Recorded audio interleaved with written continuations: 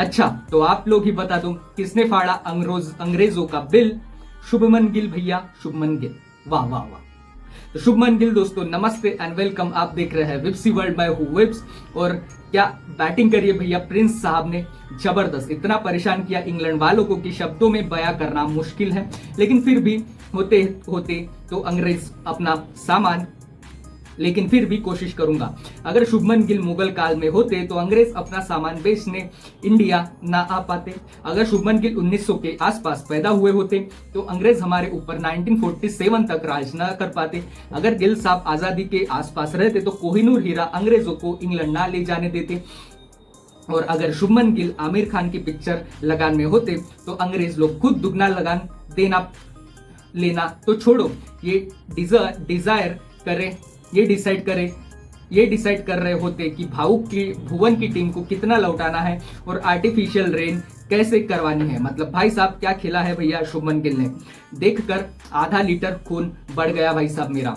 तो भैया गिल सेंचुरी तो पहले दिन ही मार चुके थे, यानी अगर वो सिर्फ बल्लेबाज की तरह खेल रहे होते तो उनका काम खाली ही पूरा हो गया था, कल ही पूरा हो गया था। लेकिन अब उनको कप्तानी ड्यूटी भी निभानी थी और एक बड़ा स्कोर इसलिए जरूरी था क्योंकि पिछले टेस्ट मैच में टीम इंडिया शुरुआती बढ़िया करने के बावजूद दोनों इनिंग में कॉम्प्लेक्स कर गई।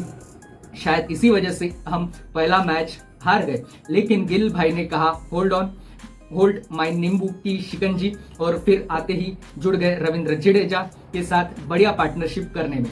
जडेजा की बात करनी भी जरूरी है क्योंकि वो इस टीम के सबसे सीनियर खिलाड़ी है और ऐसे टूर पर, ऐसे दौरे पर जहां पर एक्सपीरियंस की भयंकर कमी हो वहां पर जडेजा का स्टेप अप करना बड़ा इंपॉर्टेंट हो जाता है। पिछले मैच में जब जड्डू भैया बैटिंग और बॉलिंग दोनों में नाकामयाब रहे तो उनकी जगह पर सवाल उठने शुरू हो गए और ये कहा गया कि अब टाइम आ गया अक्षर पटेल को टेस्ट क्रिकेट में भी एंट्री दी जाए और उन्हें प्लेइंग 11 में लिया जाए। लेकिन जडेजा ने बेहतरीन पारी खेली और चक दे इंडिया में बीना नायक की तरह ये साबित कर दिया कि एक्सपीरियंस प्लेयर की बात ही कुछ और होती है।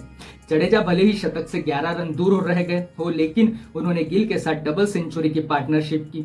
लंच के समय तक टीम इंडिया का स्कोर 6 विकेट के नुकसान पर 419 था। पहले सेशन में सिर्फ जडेजा का विकेट गिरा, दूसरे सेशन में यही काम वॉशिंगटन सुंदर ने किया और बढ़िया पार्टनरशिप लगाई कैप्टन के साथ। वॉशिंगटन सुंदर की जगह कई लोग ये कह रहे थे कि कुलदीप यादव को होना चाहिए था। मैं भी यही कह रहा था, बल्कि अभी भी कहता हूँ। लेकिन जिस तरह से सुंदर को गौतम गंभीर ने टीम में शामिल किया, यानी बैटिंग वह बेहतर हो जाए, तो वह काम वॉशिंगटन सुंदर ने अति सुंदर तरीके से किया। इंपॉर्टेंट 42 रन उन्होंने बोर्ड पर लगाए। लेकिन दूसरे सेशन की हाईलाइट थे कैप्टन शुभमन गिल, जिन्होंने महफिल लूटी है भाई साहब, गजब।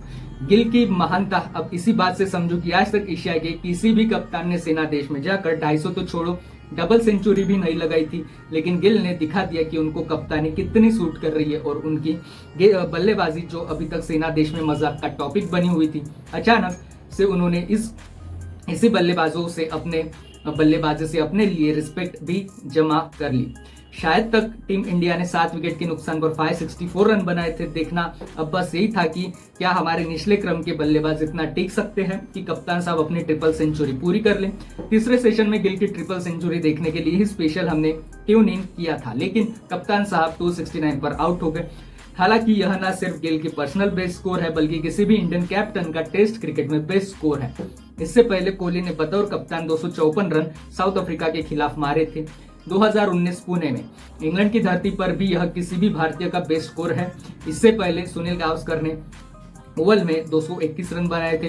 यानी अगर रिकॉर्ड हम जमा करने बैठ जाए तो भाई साहब फाइल भर जाएगी। लेकिन टीम इंडिया ने शानदार प्रदर्शन किया और पहले पारी में 587 रन बनाए।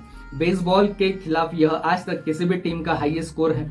इससे पहले पाकिस्तान ने इंग्लैंड के खिलाफ 579 बनाए थे, लेकिन वह भी रावलपिंडी का पाटा मैदान था। इससे बड़े स्कोर का पीछा करते जब इंग्लैंड की टीम आई तो प्रेशर उन पर साफ दिखा। इस प्रेशर का फायदा आकाशदीप ने तीसरे ओवर में उठाया और double wicket made in over डाल दिया। दोनों ओपनर अंडा देते हुए मैदान से बाहर चले गए। इंग्लैंड वाले इस झटके से उभर पाते उससे पहले डीएसपी सिराज का भी डंडा चला दिया और 25 रन पर इंग्लैंड के 3 विकेट गिर गए। वो तो भला हो ब्रुक और जो रूट का, जिन्होंने बाकी का दिन इंग्लैंड के लिए बिना विकेट खोए निकाला और दिन का खेल खत्म होने तक इंग्लैंड ने 77 रन बना ली 3 विकेट के नुकसान पर। अभी भी इंडिया से वो 510 रन पीछे है। मतलब बॉस यहाँ से तो टेस्ट मैच जीतने का सिंपल तरीका यही है कि आप जल्दी से जल्दी इंग्लैंड को ऑल आउट करो और फॉलो ऑन देकर ये टेस्ट मैच निपटा दो। क्या लगता है आपको, इस टेस्ट मैच में अब टीम इंडिया की जीत पक्की है या फिर अभी भी आपको थोड़ा थोड़ा डाउट है? जो भी लगे आपको कमेंट करके जरूर बताना। चैनल को सब्सक्राइब करके जाना। जल्दी मिलते हैं। Thank you for watching. जय हिंद, जय भारत।